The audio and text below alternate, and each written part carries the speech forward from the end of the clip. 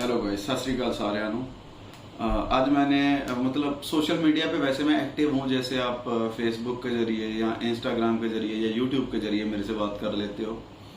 इसके अलावा कुछ जिनको मैंने पर्सनल अपना नंबर दे रखा है उनसे भी बात कर लेता हूँ, जैसे स्पोर्ट्स के थ्रू। नॉट नंबर मैंने किसी को दे रखा है कि जेन्युइन बात करने के लिए, वो नहीं। तो आज सोचा था कि मैं और इंडिया के यूथ को हम स्पोर्ट्स के जरिए आगे लेके जाएं। तो स्पोर्ट्स में सारी गेम्स आ जाती हैं, जैसे आप उनमें क्या डाइट लें, आपको किस चीज़ का ध्यान रखना है या नहीं रखना, वो सारी चीज़ें। तो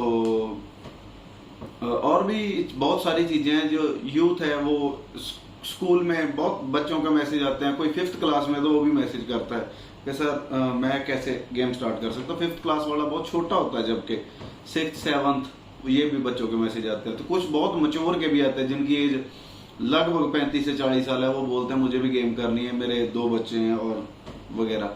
कोई बात नहीं। तो मैं ये कहना चाहता हूँ कि इस पेज पे, फेसबुक पेज पे मैं किस चीज़ के बारे में बताऊंगा आपको कि जैसे हमें स्टार्टिंग वे में कहाँ से शुरुआत करनी चाहिए गेम की। बोलते हैं जिस चीज़ की शुरुआत बहुत अच्छी होती है तो वो आगे जाके भी और शाइन करती है चीज़, वो लंबी देर टिकती है, स्टे रहती है। तो एग्जाम्पल के तौर पे घर की नींव की बात कर ले तो वो अगर स्ट्रांग है तो घर स्ट्रांग है। तो हमारी गेम बेसिक से अगर स्ट्रांग है तो हम मार नहीं खाते आगे चल के, तो वो किसी भी साइड की मार हो सकती है। ठीक है। तो स्टार्टिंग का फेज जो आपको स्कूल लेवल से करना है, कौन सी क्लास से आप कर सकते हो गेम को। तो साथ में आप जब कर रहे हो तो आपको क्या बोलते हैं कि कोचिंग के बिना गेम कर सकते हैं हम या नहीं। यस, कि वो भी चीज़ों के बारे में बताना है कि जैसे कौन से कोच के पास आप करें या कहाँ इस चीज़ की, इस गेम की हब है, वो चीज़ है। और साथ में ये बताना है कि डाइट के बारे में उसके अंदर बात हो जाएगी। आप अगर कौन सी गेम के लिए कौन सी किस तरह की डाइट आप लें। साथ में जैसे फिजियोथेरेपी आपके लिए कितनी मस्ट है, आप अगर स्ट्रेचिंग या मोबिलिटी या किसी चीज़ की भी बात करूं वो कितनी मस्ट है। इसके लिए इसके अलावा आप उस टाइम पे, यंगस्टर के टाइम पे या मिडिल फेज के टाइम पे आपको सप्लीमेंट्स कौन से लेने हैं, आपकी जो डाइट हो वो कौन से टाइप की हो। अगर आप लॉन्ग जंपर हैं या आप मैराथन करते हैं तो आपकी डाइट रेसलिंग वाली बिल्कुल भी नहीं चलेगी, तो उस चीज़ में बात करनी है। इसके अलावा आपको उस टाइम पे कौन सी स्कॉलरशिप मिल सकती हैं अगर आप अच्छी स्पोर्ट्स करते हैं। तो जैसे अपनी एग्जांपल देता हूँ, मैं किसी की नहीं देता हूँ, कि मुझे जो चीज़ें पता ही नहीं थी, कॉलेज के टाइम में जाके थोड़ा बहुत गेम के बारे में पता चला, वो आपको स्कूल बेस्ड टाइम पे अगर पता चल जाए तो मेरे को लगता है शायद आप स्कूल टाइम पे एक अच्छे आपको स्कॉलरशिप मिल जाएंगे, स्पॉन्सरशिप भी हो जाएगी। कुछ कंपनीज वगैरह आपको 2-3 साल का बॉन्ड भरती हैं, वो आपको पर मंथ 20-25,000 रुपीज़ देती हैं। ये सारी चीज़ें।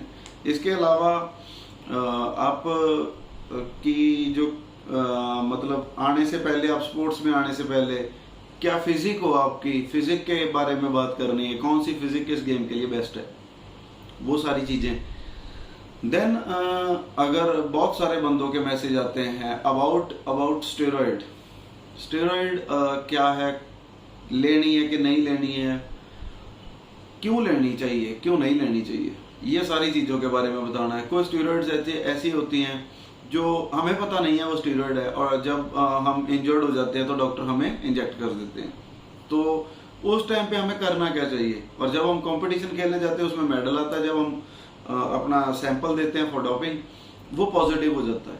उससे पहले आप कुछ प्रोविजन है उनको अगर आप सही कर लेंगे तो प्रोटोकॉल के हिसाब से चलोगे तो शायद आपके ऊपर कोई चार्जेस नहीं लगेंगे।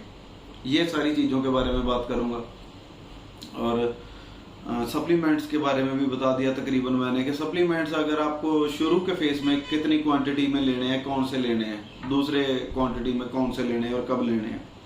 सेकंड, सपोज अगर आप क्रिकेटर हैं तो आपको सिटी में आपको क्रिकेट खेलने का फायदा है, या गांव लेवल पे खेलते हो। गांव लेवल पे एक्चुअली कोई फायदा नहीं है। मैंने बहुत खेली है कि मेरे शायद ब्रदर ने भी मेरे को बोला था कि आप क्रिकेट खेलनी है तो अच्छे लेवल पे खेल, अदरवाइज क्रिकेट खेलने का कोई फायदा नहीं है। तो ये सारी चीजों के बारे में आपसे काफी सारी बातें करूंगा आपसे। मेरा जो मेनली रीजन था ये पेज बनाने का, या यूट्यूब पे भी मैंने अगर बनाया है तो मैंने उन लोगों को बिल्कुल टारगेट नहीं किया जो एक सीनियर एथलीट है, ठीक है, जो एक मैच्योर एथलीट भी बोल सकते हैं। मेरा टारगेट जो है वो यंगस्टर यूथ हैं जो लगभग 7th 8th 9th क्लास में पढ़ते हैं। वो कैसे स्टार्ट करें, उनको कौन सी एक्सरसाइज करनी है, कौन सी नहीं करनी, क्या डाइट लेनी क्या नहीं लेनी, क्या सप्लीमेंट्स लेने क्या नहीं लेने, पर कैसे कोचिंग लेनी है, कोचिंग फीस भी बताऊंगा कि कोचिंग फीस किस तरीके से लेनी है आपको, ठीक है। बहुत सारे पेज हैं एक्चुअली यूट्यूब के ऊपर, मैं किसी को भी गलत नहीं बोल रहा हूँ, जो बता रहे हैं ठीक है, अब मानो आपको अगर लगे कि यस ये मेरे लिए फायदेमंद है तो आप उसको जरूर फॉलो करो, उसकी आप गाइडलाइन भी लें। तो मेरा कुछ अनुभव अलग है, उस तरीके से बताऊंगा।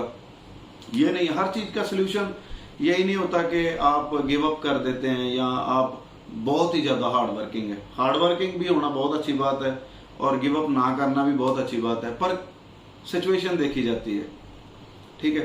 तो मेरा जो टारगेट है वो यंगस्टर हैं, तो कोशिश करना कि आप लोग देवेंद्र सिंह कंग एक मेरा फेसबुक जो आईडी है और एक मैं फेसबुक पेज आज बनाया है, वो मैं मेंशन कर दूंगा और आप उसको फॉलो करो। तो आपको वहां पर कोशिश करेंगे कि जल्दी से जल्दी मैं ज़्यादा वीडियो बना पाऊँ, क्योंकि अब मेरे पास थोड़ा सा टाइम है, क्योंकि मुझे डॉक्टर ने सर्जरी बोली है, तो सर्जरी करवा के शायद मैं थोड़ी रेस्ट लूँगा।